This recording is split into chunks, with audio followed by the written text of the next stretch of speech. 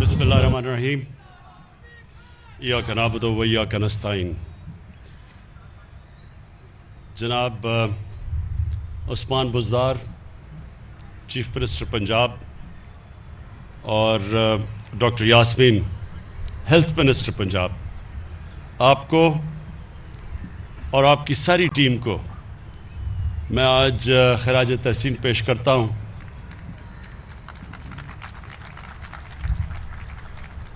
کیونکہ آپ نے ایک بہت انقلابی قدم اٹھایا ہے۔ یہ اتنے بڑے فیصلے ہر کوئی نہیں کر سکتا، اور نہ ہی آج تک کسی پاکستان کی حکومت نے اتنا بڑا فیصلہ کیا کہ آپ نے یہ فیصلہ کیا کہ ہر پنجاب کے خاندان کو ہیلتھ انشورنس ملے گی، 10 لاکھ روپے تک کسی بھی ہسپتال میں جا کے اپنا علاج کروا سکتے ہیں۔ کیونکہ میں جب پہلی دفعہ اسٹوڈنٹ بن کے گیا برطانیہ میں، اور میں نے ایک فلاحی ریاست دیکھی پہلی دفعہ زندگی میں، کیونکہ ہمارا تو ملک کا جو آبجیکٹو ریزولوشن میں ہمارے فاؤنڈنگ فادرز نے واضح کیا ہوا تھا کہ پاکستان نے ایک اسلامی فلاحی ریاست بننا تھا، تو ہمیں تو یہاں اندازہ ہی نہیں تھا کہ فلاحی ریاست کیا ہوتی ہے۔ جب میں برطانیہ گیا تو پہلی دفعہ میں نے ایک فلاحی ریاست دیکھی، اور فلاحی ریاست وہ ہوتی ہے جو ایک عام آدمی کی بنیادی ضروریات پوری کرتی ہے، جو انکلوسیو گروتھ میں بلیو کرتی ہے، یعنی کہ وہ یہ نہیں چاہتی کہ ایک چھوٹا سا طبقہ امیر ہوتا جائے، وہ چاہتا ہے کہ سارا ملک خوشحال ہو۔ اور یہ تھی مدینہ کی ریاست میں دنیا کی تاریخ میں پہلی دفعہ جب فلاحی ریاست بنائی تھی ہماری نبی صلی اللہ علیہ وسلم نے۔ پہلی دفعہ ایک ریاست نے ذمہ داری لی تھی اپنی کمزور طبقے کی، یہ کبھی دنیا میں پہلے نہیں ہوا تھا۔ پہلے تو بادشاہ ہوتا تھا، اور بادشاہ کے ارد گرد لوگ ہوتے تھے، وہ سارے امیر ہو جاتے تھے، باقی قوم نیچے رہتی تھی۔ بہت بڑا فاصلہ تھا امیر اور غریب میں۔ تو یہ پہلی دفعہ انہوں نے ایک ایسا ماڈل لے کے آئے، اور مجھے بڑے افسوس سے کہنا پڑتا ہے کہ اگر وہ ماڈل آپ نے دیکھنا ہے آج، تو مجھے افسوس سے کہنا پڑتا ہے وہ مسلمان دنیا میں آپ کو نہیں نظر آئے گا۔ وہ آج آپ کو یورپ میں نظر آئے گا۔ سب سے بہترین اس کی اگر آپ نے مثال دیکھنی ہے تو وہ اسکینڈینیویا میں ہے، ڈنمارک، ناروے، سویڈن۔ سب سے اگر آپ نے قریب کسی ریاست کو دیکھنا ہے وہی مدینہ کی ریاست کے قریب، تو وہ آپ اس اسکینڈینیوین ممالک کو دیکھیں گے، جدھر ریاست نے پوری ذمہ داری لی اپنے کمزور طبقے کی۔ کبھی آپ کو موقع ملے، میں تو بڑی دفعہ گیا ہوں وہاں جو پاکستانی رہتے ہیں، کبھی آپ ان سے پوچھیں کہ فلاحی ریاست کیا ہوتی ہے، وہ آپ کو بتائیں گے کہ کیسے ایک ریاست میں رحم ہوتا ہے، احساس ہوتا ہے ایک کمزور طبقے کا۔ اور یہ اللہ کا وعدہ ہے۔ جب اللہ ہمیں حکم کرتا ہے کہ نبی صلی اللہ علیہ وسلم کے راستے پہ چلو، شریعت پہ چلو، تو وہ اللہ ہمارے بھلے کے لیے وعدہ کرتا ہے کہ جب تم ان کے راستے پہ چلو گے تو اللہ کی نعمتیں آئیں گی تمہیں۔ نماز میں آپ صرف ایک چیز مانگتے ہیں کہ اللہ مجھے ان کے راستے پہ لگا جن کو تو نے نعمتیں بخشی۔ وہ کس کا راستہ تھا؟ جس کو سب سے زیادہ اللہ نے نعمتیں بخشی، اور اپنا قرآن شریف میں جو کہا میرا حبیب ہے، وہ ہمارے نبی صلی اللہ علیہ وسلم تھے۔ تو جب اللہ ہمیں حکم کرتا ان کے راستے پہ چلو، وہ ہماری بہتری کے لیے کہتا ہے۔ جو بھی انسان ان کے راستے پہ چلے گا، اللہ اس کو عظمت دے گا۔ جو قوم مدینہ کی ریاست جو ان کی سنت ہے اس پہ چلے گی، وہ قوم اٹھ جائے گی۔ تو آج اگر آپ اسکینڈینیویا میں دیکھیں گے تو ان کے پاس کوئی اتنے وسائل نہیں ہیں. میں آپ کو یقین سے کہتا ہوں کہ پاکستان میں زیادہ وسائل ہیں سارے اسکینڈینیوین ممالک سے، لیکن وہاں خوشحالی دیکھیں. ترستے ہیں ہمارے بیچارے پاکستان کے لوگ کہ کہیں ہمیں ویزا مل جائے اور ہم وہاں چلے جائیں. وسائل یہاں زیادہ ہیں، خوشحالی ادھر زیادہ ہے، کیونکہ وہ یاد رکھنا، یہ پھر سے میں بار بار اپنے لوگوں کو بتاتا ہوں، رحمت للعالمین ان کو خطاب ملا تھا، رحمت المسلمین نہیں ملا تھا. یعنی کہ وہ سارے انسانوں کے لیے رحمت بن کے آئے تھے. تو جو ان کے قدموں پہ چلے گا، چاہے وہ مسلمان ہو یا نہ ہو، اس نے اوپر چلے جانا ہے. تو اس لیے آج وہاں خوشحالی ہے.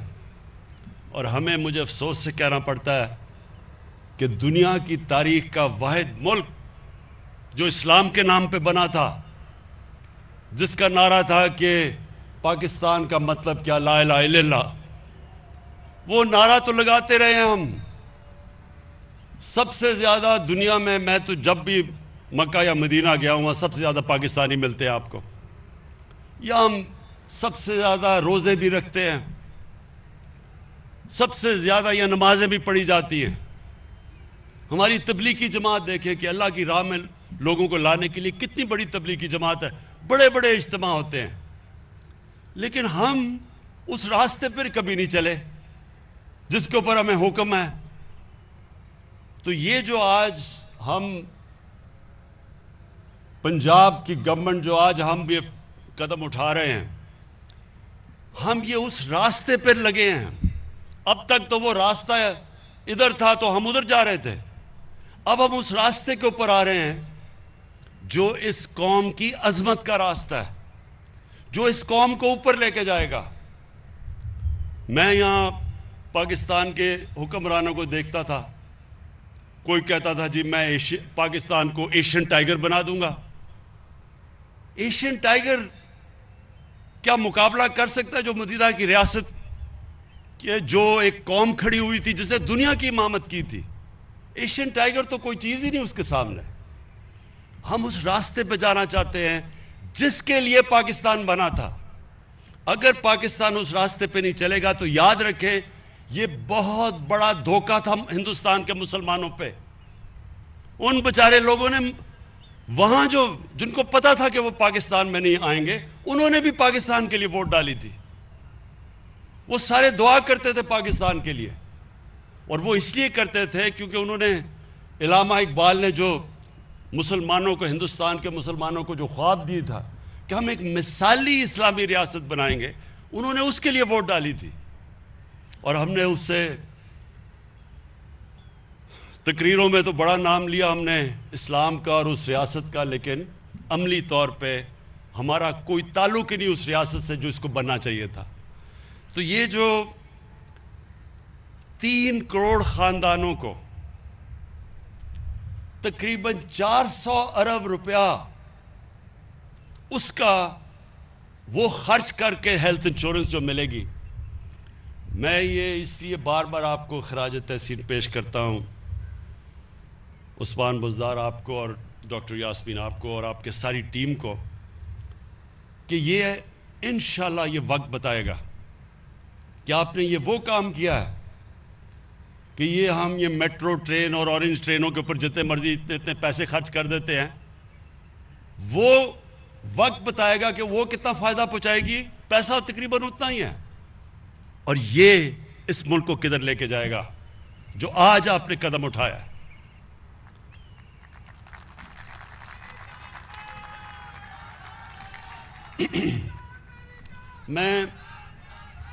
میں اپنی قوم سے آج اس بڑے خوشی کے دن میں اپنی قوم سے پھر سے ان کو ایک چیز یہ بتانا چاہتا ہوں کہ دیکھیں، اللہ کا حکم ہے قرآن میں، کیونکہ ہم سارے مسلمان قرآن میں مانتے ہیں کہ رحمت للعالمین کے راستے پہ چلو. اور پھر سے میں یہ کہتا ہوں کہ وہ حکم اللہ نے ہماری بہتری کے لیے دیا ہے. ہم جب اس راستے پہ چلیں گے یہ ہماری بہتری ہے. کبھی اللہ ہمیں یہ نہیں کہتا کہ ان کی منزل پہ چلو، کیونکہ ہم ان کی منزل پہ تو نہیں پہنچ سکتے، لیکن ہمیں راستہ دیا ہے کہ وہ جو راستہ ہے اسی کے اندر انسان بڑا انسان بن جاتا ہے، اسی راستے پہ قوم اٹھ جاتی ہے. تو میں ایک تو ہیلتھ کارڈ اور پھر سے 400 ارب روپیہ کا یہ جو ہیلتھ انشورنس آپ نے 3 کروڑ خاندانوں کو آج مارچ تک پوری سب کو مل جائے گی. پہلے تو یہ اس ملک کی تاریخ کا سب سے بڑا قدم ہے فلاحی ریاست کی طرف. اور اس کے بعد جو ہمارا دوسرا ہے کہ ایک آدمی کی بنیادی ضروریات کیا ہے؟ سب سے بڑا برے وقت پہ گھر میں اگر کوئی بیمار ہو تو اس کے پاس یہ اس کو فکر نہ ہو کہ میرے گھر میں ماں باپ یا میرے بچوں کا علاج اس لیے نہیں ہو سکتا کہ ہمارے پاس پیسہ نہیں ہے. تو سب سے پہلے تو ہیلتھ، اور اس سے دوسری چیز کیا ہوگی کہ پاکستان میں ایک پورا ہیلتھ سٹرکچر بن جائے گا. ہیلتھ سٹرکچر کیوں بن جائے گا؟ کیونکہ ابھی تک حکومت کو پیسے خرچ کر کے ہاسپٹل بنانے پڑتے ہیں. ابھی عثمان نے آپ کو بتایا سی ایم نے کہ کتنے زیادہ انہوں نے پیسے خرچ کیے ہیں. کبھی پاکستان کی تاریخ میں کسی صوبے نے اتنے پیسے نہیں خرچ کیے ہاسپٹلز بنانے کے لیے. لیکن اب آپ کو ہاسپٹل، گورنمنٹ کو پیسہ نہیں لگانا پڑے گا ہاسپٹل بنانے کے لیے.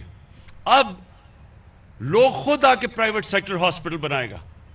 ہمارا کام ہے پرائیویٹ سیکٹر کی مدد کرنا، ان کی سستے داموں پہ ان کو زمین دینا، ان کی جتنی بھی اکوپمنٹ پاکستان میں نہیں بنتی ڈیوٹی فری باہر سے آنے دینا، ان کو انسینٹیوز دینا کہ وہ اپنے ہاسپٹل بنا سکیں. اور ان علاقوں میں اب جدھر کبھی ہمارے، مجھے افسوس سے کہنا پڑتا ہے کہ ہمارے وہ جو ڈاکٹرز جو گورنمنٹ ہاسپٹل میں کام کرتے ہیں وہ نہیں جاتے تھے دور دراز علاقوں میں، وہ خالی پڑے ہوتے تھے ہمارے ڈسٹرکٹ ہاسپٹلز. اب جو ڈسٹرکٹ ہاسپٹلز جدھر گورنمنٹ کے ڈاکٹرز نہیں جائیں گے لیکن وہاں اگر پرائیویٹ سیکٹر آ گیا تو ہم بند کر دیں گے. اگر ہم کیوں پیسہ اس پہ خرچ کریں کہ اگر وہاں ڈاکٹرز ہی نہیں جا رہے، ہم پرائیویٹ سیکٹر کو وہ دیں گے. کیونکہ ہمارا تو مقصد یہ ہے کہ ہر پاکستان کے دور دراز علاقے میں ایک عام آدمی کو علاج ملے، تو اس کو تو مفت علاج ملے گا ہیلتھ کارڈ سے. تو اس لیے سب سے بڑا فائدہ یہ ہوگا کہ ایک نیٹ ورک ہمارا پھیل جائے گا ہاسپٹلز کا سارے پاکستان میں، جو اب تک ہم نہیں کر سکے. اور پھر دوسری ضرورت لوگوں کی اپنے سر پہ چھت ہوتی ہے. یہ بھی آپ کو بتاؤں کہ یہ بھی بڑا خاموشی سے انقلاب آ رہا ہے.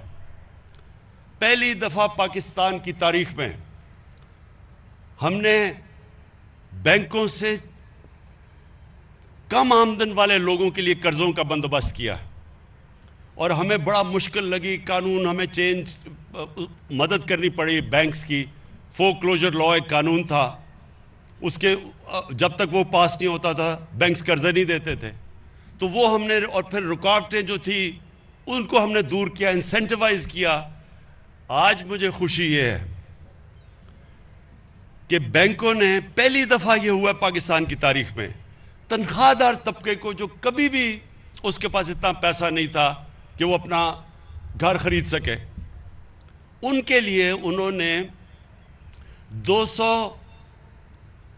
260 ارب کے جو لوگوں نے اپلائی کیا بینکوں کے، 110 ارب کے لونز اپروو ہو چکے ہیں، اور 34 ارب کی ڈسبرسمنٹ ہو چکی ہے، یعنی پیسہ مل گیا ان کو اپنے گھر بنانے کے لیے.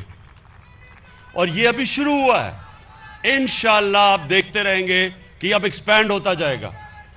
اس کے بعد ہم نے نچلے طبقے، کامیاب پاکستان میں 20 لاکھ نچلے طبقے کے جو خاندان ہیں، 20 لاکھ، ان کو ہم نے سود کے بغیر قرضے دیے ہیں اخوت کے ذریعے، کہ وہ اپنے سود کے بغیر 27 لاکھ تک قرضہ کہ وہ اپنا گھر بنا سکیں جو غریب طبقہ ہے. وہ بھی ہمارا پروگرام شروع ہو چکا ہے. اور پھر ہم نے اساس کے نیچے جو اساس راشن ہے، اس میں ہم نے آدھی اپنی آبادی کو 54% پاکستان کے گھرانوں کو ہم راشن دے رہے ہیں کہ آٹا، گھی اور دالیں جو عام آدمی استعمال کرتا ہے وہ جب بھی لینے جائیں 30% ان کو سبسڈی دی جائے گی ان 3 چیزوں کے اوپر، آٹا، دال اور گھی کے لیے۔